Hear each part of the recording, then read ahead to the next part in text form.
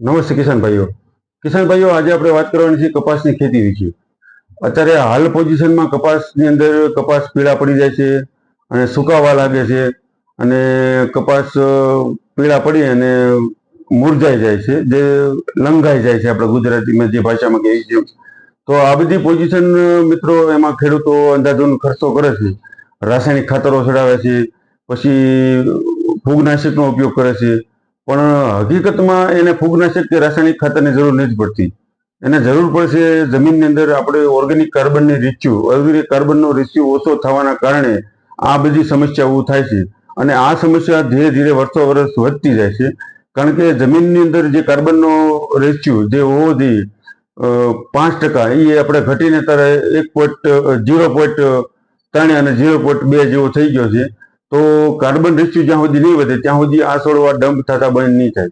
તો છોડને બચાવવા માટે તમે જે રાસાયણિક ને ફૂગનાશકનો ઉપયોગ કરો છો એ વસ્તુથી કોઈ ફાયદો થતો નથી ને દર વર્ષે અમુકનું વધતું જાય છે આ પોઝિશન।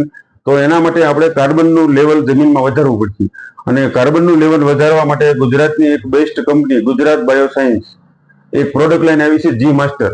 આ જી માસ્ટર પ્રોડક્ટથી તમારા જમીનની અંદર કાર્બનનું લેવલ વધશે અને કાર્બનનો રેશિયો વધશે એટલે તમારી જમીનની અંદર જે સૂક્ષ્મ બેક્ટેરિયા, જીવાણુ, અળસિયા, આ બધી વસ્તુઓ વધશે એટલે તમારે જમીન ફળદ્રુપતા વધશે, ફળદ્રુપતા વધશે એટલે છોડવા જે પીળા પડે છે અને સુકાય છે તે બધું બંધ થઈ જશે અને ફરીથી પાછું તમારે આખા પડાની અંદર એક સરખો કપા ઉગશે અને આ બધી સમસ્યાનું સમાધાન એક માત્ર છે તો જી માસ્ટર।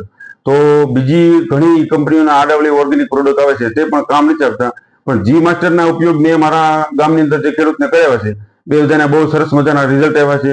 કોઈના છોડવા પીળા પડીને ગયા નથી, સુકાણા નથી અને મોળા પાણીથી ઉગાડેલા કપાસ જે પીળા પડી ગયા અને હાવ ભાંઠા થઈ ગયા એ કપાસ પણ બધા રિકવર થઈ ગયા છે।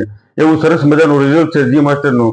તો ખેડૂત મિત્રો, ગુજરાત બાયોસાયન્સનું જી માસ્ટર ઉપયોગ કરવાનું રાખો અને ખોટા અંધાધૂંધ રાસાયણિક ખાતરો અને ફૂગનાશકમાં ખર્ચો કરવાનું ટાળો।